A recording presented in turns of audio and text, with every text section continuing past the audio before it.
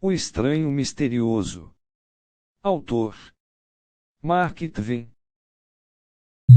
A Áustria estava isolada do mundo, adormecida. Alguns pensavam que o país existia há séculos e séculos e diziam que, de acordo com o relógio mental e espiritual, a Áustria ainda estava na era da fé. Mas isso era um elogio, não um insulto. Embora ainda seja uma criança, lembrou-me muito bem e lembrou-me também do prazer que me deu. Sim, a Áustria estava isolada do mundo e adormecida. E nossa aldeia, bem no meio da Áustria, dormiu no meio desse sono. Um rio calmo corria em frente à nossa aldeia, suas águas refletindo nuvens e reflexos de barcaças e canoas descendo lentamente. No topo da montanha mais alta, com suas altas torres e baluartes cobertos de vinhas, um enorme castelo dominava o panorama. Seus servos mantinham o castelo perfeitamente habitável, mas o príncipe e sua família, se houver, vinham aqui a cada 5 anos. Quando eles aparecerão, foi como se o mestre do mundo tivesse vindo. Trouxeram consigo todo o esplendor do reino e, quando partiram, deixaram uma quietude que mais parecia o sono profundo que vem depois da festa. Ensinaram-nos a ser bons cristãos e a respeitar a Virgem, a Igreja e os santos acima de tudo. A aldeia tinha 2 padres. Sacerdote muito zeloso e diligente, Adolf era muito respeitado. Pode haver padres melhores em muitos aspectos do que o padre Adolf, mas nunca houve alguém tão respeitado em nossa comunidade com tanta reverência e solenidade. Bem, porque ele não tinha medo de Satanás. E o padre Adolf era bem diferente. Às vezes ele falava de Satanás com tanto desprezo e desrespeito que todos faziam uma cruz e se afastavam o mais rápido possível, temendo que algo terrível acontecesse. O padre Adolf encontrou e desafiou Satanás cara a cara mais de uma vez. Todos sabiam que era verdade. Mas o outro padre que realmente amávamos era o padre Peter, e foi por ele que sentimos mais pena. Algumas pessoas na aldeia acusaram o padre Peter de vagar por aí dizendo que Deus é a essência da bondade e que ele encontrará uma maneira de salvar todas as suas infelizes criaturas. Era uma terrível heresia dizer uma coisa dessas, mas nunca houve prova conclusiva de que o padre Peter realmente disse isso. Todos sabiam que o astrólogo podia prever guerras e fomes. Bem, não foi muito difícil, porque em algum lugar sempre havia guerra e em outro lugar as pessoas passavam fome. A aldeia inteira, com exceção do padre Peter, ficou sem palavras de espanto diante dele. Até mesmo o padre Adolf, desafiante de demônios, mostrou ao astrólogo o maior respeito enquanto descia o vale e passava pela aldeia com seu chapéu pontudo e longos mantos esvoaçantes, todos bordados com estrelas, carregando aquele livro enorme e um cajado. Alguém conhecido por ter poderes mágicos. Mas o padre Peter não deu a menor confiança ao astrólogo. Ele o denunciou abertamente como um charlatão, um trapaceiro sem nenhum conhecimento valioso, nenhuma autoridade além da do homem comum. O astrólogo odeia o padre Peter e quer arruinar sua vida. Todos nós acreditamos que foi o astrólogo que começou este boato sobre as palavras pervertidas do padre Peter e levou a história ao bispo. Ele disse que o padre Peter disse essas heresias para sua própria sobrinha Marge. Ele negou tudo e implorou ao bispo que acreditasse nele e salvasse seu velho tio da miséria e da desgraça. Ele demitiu o padre Peter indefinidamente, mas não chegou a excomungá-lo com base no depoimento de uma única testemunha. E agora padre Peter estava fora da igreja há 2 anos, e nosso outro padre, padre Adolf, permanecia com seu rebanho fiel. Foram anos difíceis para o velho padre e Marge. Eles já foram amados por toda a aldeia, mas é claro que tudo mudou quando a reprovação do escritório episcopal caiu sobre eles. Quando essa tragédia aconteceu, Marge era uma garota encantadora de 18 anos com o rosto mais bonito da vila e uma cabeça cheia de boas ideias. As garotas da aldeia esqueceram de convidá-lo para festas e beilas. As roupas se desgastaram, tornou-se mais difícil ganhar o pão de cada dia. Salaman Isaacs decidiu que já havia emprestado todo o dinheiro que queria emprestar e anunciou que imporia uma garantia no dia seguinte. É assim desde o berço, eles são amigos desde pequenos, e a amizade deles se aprofundou com o passar dos anos. O segundo, Sepp Vollmeier, era filho do dono da Golden Stag, a maior pousada da vila, com um lindo jardim, árvores frondosas até beira do rio e aluguel de barcos. E tivemos entrada gratuita no Parque do Castelo, que é proibido para quase todos. Porque éramos os favoritos de Felix Brand, o servo mais antigo do castelo. Costumávamos ir lá muitas vezes à noite para ouvir o velho Felix falar sobre os velhos tempos e contar histórias estranhas e tomar um cachimbo e café. Café, sim, porque o velho Félix lutou em guerras e esteve no cerco de Viena. E agora o velho Félix sempre conseguia tomar café, tanto para beber como para assombrar os ignorantes. O velho Félix viu muitos fantasmas, muitas bruxas e bruxos em seu tempo. Certa vez, no meio da mais terrível tempestade, ele se perdeu nas montanhas e, por volta da meia-noite, à luz do relâmpago, viu o caçador louco, seguido por uma matilha de cães infernais rasgando apressadamente o céu negro. Camadas de nuvens. Isso nos encorajou a não ter medo de coisas sobrenaturais como fantasmas. Ele disse que fantasmas não machucam ninguém, eles apenas vagam pelo mundo porque se sentem solitários e tristes e querem um pouco de nossa atenção e carinho.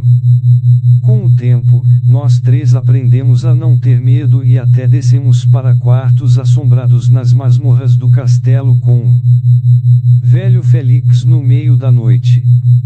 O velho Félix ensinou sua lição tão bem que nós três nem estremecemos. Anjos sem asas, que se vestem como os nossos, falam e agem como pessoas comuns. Você só sabia que eles eram anjos por causa das coisas maravilhosas que eles fizeram, as coisas que um mortal nunca poderia fazer, e seu súbito desaparecimento enquanto falava com eles.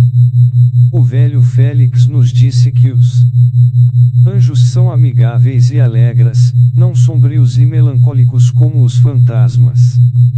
Tivemos essa conversa uma noite de maio, e na manhã seguinte tomamos um bom café com o velho Félix. Então apareceu um menino, ele saiu das árvores e caminhou até nós, sentou-se ao nosso lado e começou a falar como se nos conhecesse, como se fosse nosso amigo. As pessoas da aldeia não estavam acostumadas com estranhos e tinham vergonha. Ele usava roupas novas de qualidade, era amigável, tinha um rosto atraente e uma voz agradável.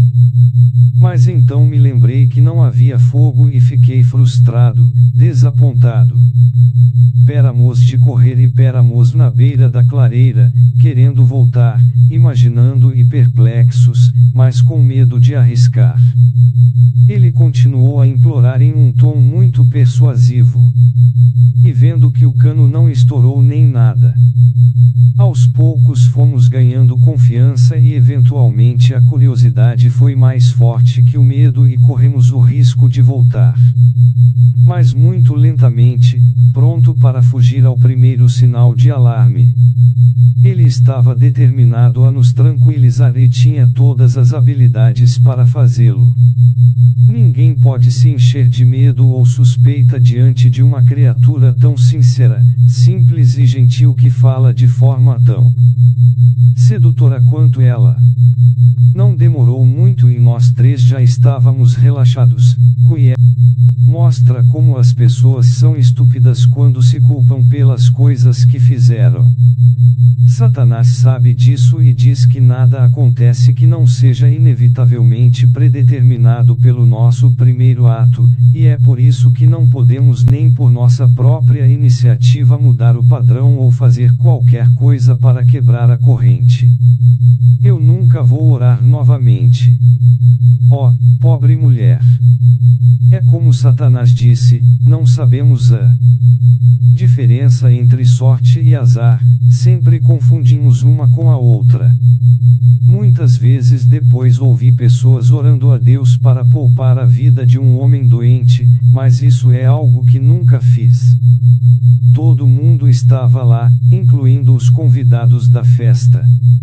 Satanás também estava presente, o que era apropriado, pois foi por meio de seus esforços que o funeral aconteceu. Nicolaus havia deixado esta vida sem receber a absolvição e eles foram em busca de uma série de missas para tirá-lo do purgatório. Eles só conseguiram levantar 2/3 do dinheiro de que precisavam, e os pais tiveram que pedir emprestado o restante, mas Satanás completou a quantia. Mais tarde, ele nos disse em particular que o purgatório não existe, mas que ajudou a libertar os parentes e amigos de Nicolaus de preocupações e angústias. Ela nunca foi capaz de pagar essa dívida, e nem mesmo agora.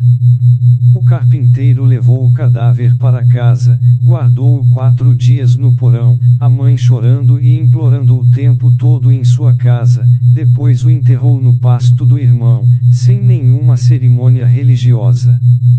Sepe pediu a Satanás para intervir, mas ele disse que o carpinteiro e os outros eram membros da raça humana e agiram de maneira adequada à sua espécie animal. Depois de alguns dias, descobrimos que não podíamos suportar a angústia dessa pobre mulher e imploramos a Satanás que olhasse para suas várias carreiras possíveis e visse se ele não poderia mudar sua vida atual para melhor. Ele disse que a mais longa de suas carreiras, como estava agora, lhe deu 42 anos de vida e a mais curta, 29, e ambos estavam pesados de tristeza, fome, frio e dor. Ela discute com Fischer, o tecelão. Fischer vai ficar furioso e fazer algo que nunca teria feito sem esse argumento. Ele estava presente quando ela subiu no corpo da filha e proferiu essas blasfêmias. Com esta morte imediata, ela ganha 29 anos de paraíso a mais do que estava destinada a ter e escapa de 29 anos de miséria aqui embaixo. Um momento antes, tomamos a amarga decisão de nunca mais pedir favores a Satanás para nossos amigos, porque ele parecia não conhecer outra maneira de fazer um favor a uma pessoa a não ser matá-la. Senti muita alegria e orgulho pelo que havíamos feito por Fischer, e esperava que Satanás simpatizasse com esse sentimento. Como ele não mostrava sinais disso, estávamos inquietos. Então, para aliviar nosso desconforto, tivemos que perguntar a ele se havia algum problema com a boa sorte de Fischer. Em suas muitas outras carreiras possíveis, ele foi para o céu. Ninguém pode obter mais do que uma noção vaga e imperfeita de tais coisas, exceto pela experiência.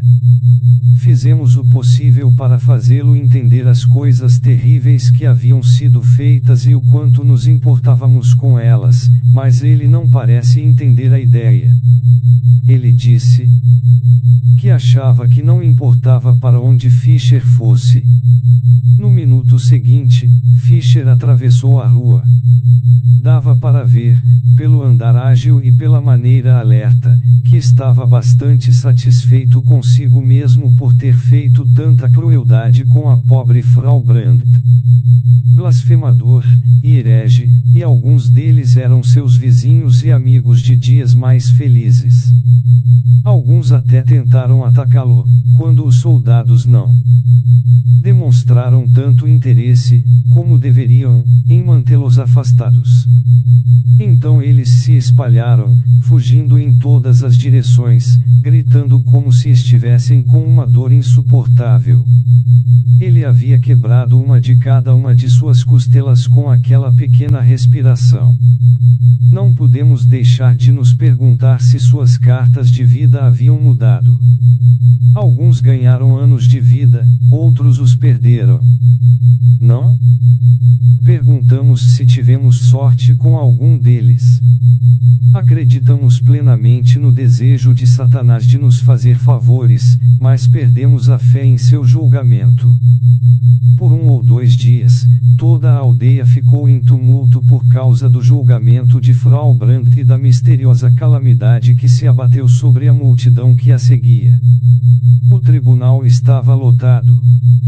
Ela foi facilmente condenada por suas blasfêmias, pois ela falou aquelas palavras terríveis novamente e disse que não as aceitaria de volta.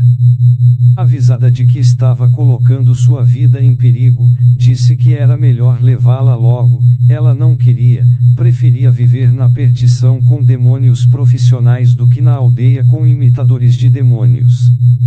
Se eu tivesse esse poder, vocês acham que seus hipócritas moralizantes viveriam 5 minutos a mais? Não? Eu os fulminaria. Quando a gritaria parou, sabíamos que ela estava no céu, apesar da excomunhão. Um dia, pouco depois disso, Satanás reapareceu. Estávamos sempre procurando por ele, porque a vida nunca era chata quando ele estava por perto. Caim falou com seu irmão em uma língua que não entendíamos, então ficou violento e ameaçador, e nós, sabendo o que ia acontecer, viramos a cabeça por um momento. Então fez-se silêncio e vimos Abel deitado em seu próprio sangue, morrendo, com Caim de pé ao seu lado, olhando para ele, vingativo, impenitente. Depois tivemos Sodoma e Gomorra e a tentativa de encontrar lá 2 ou 3 pessoas respeitáveis, como Satanás descreveu. Em seguida, Lot e suas filhas na caverna. Depois vieram as guerras hebraicas e vimos os soldados massacrarem os sobreviventes e seu gado, poupando a vida das meninas e dividindo-as entre si.